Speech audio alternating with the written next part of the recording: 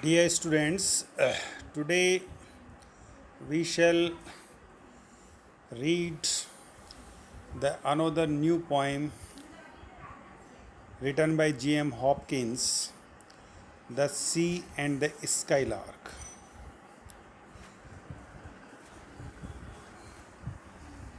First of all, we shall try to know about the poet G.M. Hopkins.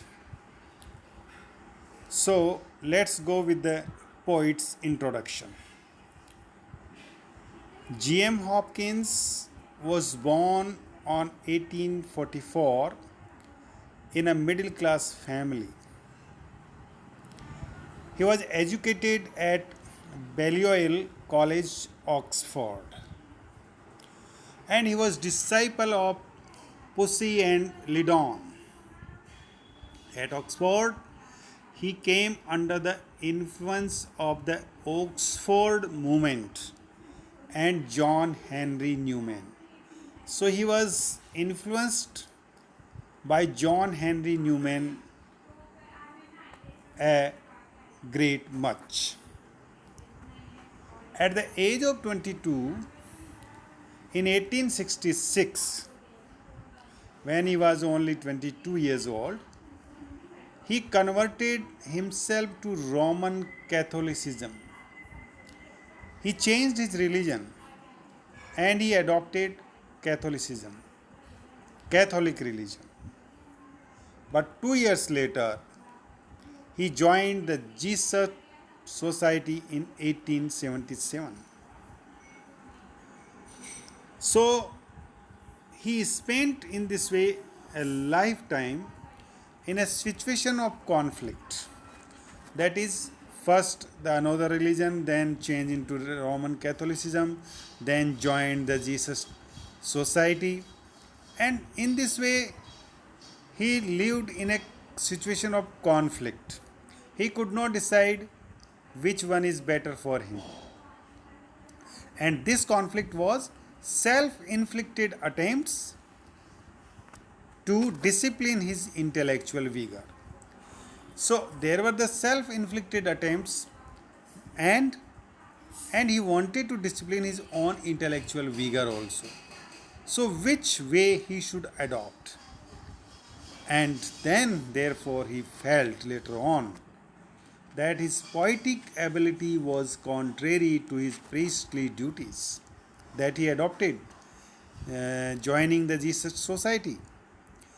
Then later on he found that his priestly duties are contrary to his poetic abilities, and therefore this activity of priest would not win him the approval of his superiors. That is, he would not win, he would not get the appreciations of his superiors if doing the priestly duties. That is, he would not be able to develop his poetic ability, his capacity, his inborn God gifted talent cannot be developed if he abides himself with the priestly duties. Therefore, Hopkins, as we know, is regarded as one of the major poets in the realms of English poetry. So today he is known as one of the major poets, and his poetry definitely belongs to modernism. His poetry is modern. He is a modern poet. And why his poetry is modern? Why it belongs to modernism? It belongs to modernism on the basis of its subject matter. That is, the subject matter of his poems, his poetry is very modern, as well as its use of language, and then the experimentation in rhythm and syntax. So these three things makes his poetry modern. These three things makes him a modern poet. So you have to keep in your mind, remember that it is the subject matter, it is the language, and it is the rhythm and syntax of his lines, of his poems, that makes him a modern poet. It anticipates the Elliotian theory of impersonality. So his poetry is contrary to Elliotian theory of impersonality. That is, that Hopkins gives importance to personality rather than objectiveness. His poetry is known for, that is, rhythm, and the rhythm for which he is famous, that is called the sprung rhythm, because it allows the words to create their own rhythm. So it's a new kind of rhythm for which G.M. Hopkins is well known in English literature. So this is what we have brief about the poet, about his life, about his poetry. He has written many poems, but some of them are very famous, like the poem that we are doing, the Sea and Skylark, the Pied Beauty, and there are some more that we have. Now let's go about the poem. Let's know what is there in this poem that we have to analyze today. So, the Sea and Skylark is one of his lesser known poems. Though it is a famous one, though it is a great one, yet it is known very less. So, it is one of these lesser known poems. However, it reflects several qualities of Hopkins' poetry. But this single poem contains many qualities of his poetry. This poem was written in 1877 in a seaside town a few miles from St. Bernard's College, where the poet was living, and there he wrote when he was standing at a seaside. In this poem, the sea and the skylark, there are two objects. The sea is on the one hand, skylark is on the other hand. The sea represents the water and skylark represents the air. So air is higher and water is at land. So these are contrasted. These are, the sea and the skylark are contrasted with man. Contrast with man, whose deterioration seems to the poet evident in a tasteless seaside town. So again, there is the compare and contrast between the nature and the man, between the city life and the life of the nature. So there is again we have the contrast, and the poet is pointing out the deterioration, the degrading position of the human life, of the city life. This poem is a sonnet that is of 14 lines, and the polarity of the title is between water and air. As I have told you, the sea and the skylark, representative of nature, both are the representative of nature. So again, the poet has a cry for the attraction of the nature, as well as he is disregarding the human life, that is the tasteless seaside town, which does not have any taste and any charm. The body of the poem, more specifically in the last 6 lines. So it is a sonnet which has 2 parts. One is octave part, that is the beginning 8 lines. 1 to 8 are the octave part. And the last 6 lines, that is 9 to 14, that those are called sestet part of the sonnet. So the body of this poem is in fact in the sestet part of this poem.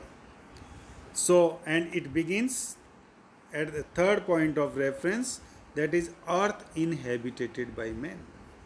So again, the idea, the philosophy is the same, that is that we are out of tunes.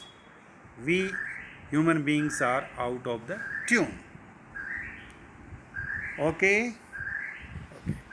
Now let's go with the text of the poem. In this lecture, we will analyze only 4 lines of this poem. The remaining 10 lines we will discuss in our next lecture. So let's start the poem and get the meaning of these lines. On year and year, two noises too old to end, trench right the tide that ramps against the shore, with a flood or a fall, low lull off or all roar, frequenting there while moon shall wear and went. So here in these 4 lines, the poet is describing in fact the activity that takes place in the sea when there is the tide. How the tide comes and what are the impacts of the tide are there. This has been described and mentioned in these 4 lines. So let's go first with the word meaning and then the explanation of these lines. So on year and year, here we have doubling of the word year and year. So it has the reference to both the years. Now whose both the years?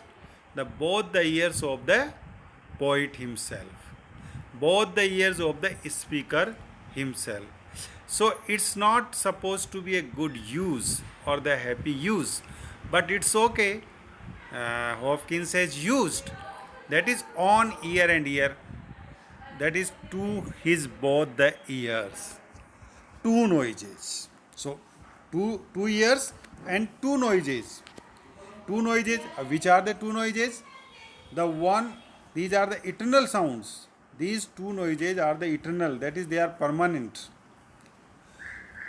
Two eternal sounds, two noises which have been heard for so long a time that they may be regarded as everlasting. So these two noises, now we will see which are the two noises. I think one that is of the high tide and the second one of the low tide. When there is the tide in the sea waves roars on the shore, strikes the shore and makes a roaring. And when there is low tide, that is the tide is going back or returning, then we have there the keep silence. So these are kind of the two noises. Another thing here can be with the title, that is the sea and the skylark. So the poet is here also referring these two noises of the sea and the skylark. So one noise, that of the sea, because of the tide, because of the roaring of the waves. The another noise, that is of the skylark, which is in the air, which is flying in the sky and singing its song. So these two voices, I think these two noises here the poet might have referring. And these two noises that he refers, too old to end, means they are permanent. They are not for the end. They are old to end. They are ancient. They will never end. So these two noises are in fact making the deep impression upon the poet's ear, upon the poet's mind, upon the poet's ears. Okay? Then we have the word trench. So the trench also calls our mind. The another word drench, crunch, and these all words are relevant to the sea waves because the voice that comes out, these are in fact the sounds trench, drench, crunch, and these are for the sea waves when they strikes the shore. So trench, right. Right means at the right hand of the point. The tide that ramps against the shore. The tide which is striking, ramping, bumping against the shore. So it breaks against the seashore with a flood. So it's breaking against the seashore with a flood of water because of the tide or a fall or the shore because it strikes with a flood to the seashore is flooded when the waves strike against the seashore. So it is full of water, so there is a fall of water on the shore. Low lull off or all roar. Then when the waves retreat, leaving the shore drenched but not flooded. Flood is something another thing. Only drenched because when the waves returns back, go back, there is lull. There is a pause after the strike the shores. When they retreats, when they go back, there is a complete silence on the shore. And therefore the shore is only drenched. It's not now flooded. There is complete silence. But lull off or all roar. And then again all roaring. So the two things, lull off and all roaring, frequenting there. So this is a continuous process. The sea waves strikes the seashore, bringing a flood, bringing full of water, and throws that water and pebbles on the seashore. And then they returns back, then they come again. And how they come and how they go back, that is because of the tide. And tide comes and goes back according to the movement of the moon. So the moon is here the main cause of the tide, or the moon is here the main cause of the waves that strikes the seashore and then goes back. So it is according to the moon's wear and when. According to the moon's where and when. That is waxing and waning of the moon.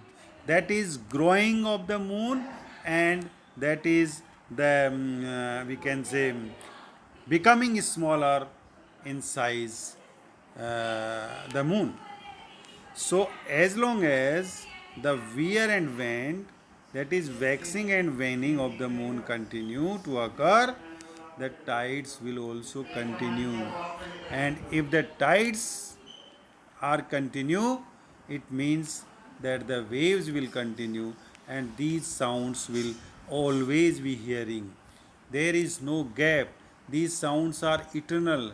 They are permanent. Any time, any day, any month, any year, any moment, we have the same sounds, same thing at the seashore. So this is what I think the poet wants to say in these lines.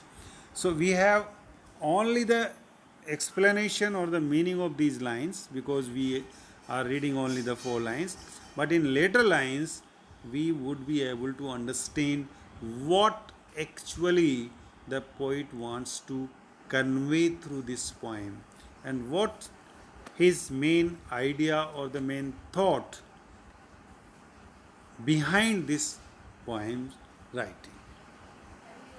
So I think these both the sounds are making deep impression on him, and he is worried because the nearby town is crumbling, and on the right side there is the sea that he is talking and that we have already spoken, as well as the moon's phase changes because the moon orbits the earth and the sea will be found repeatedly visiting the shore.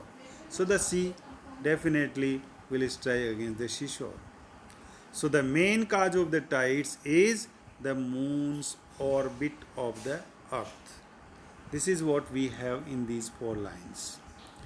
So for now, thank you very much. Enjoy. Wish you all the best. Again, thank you.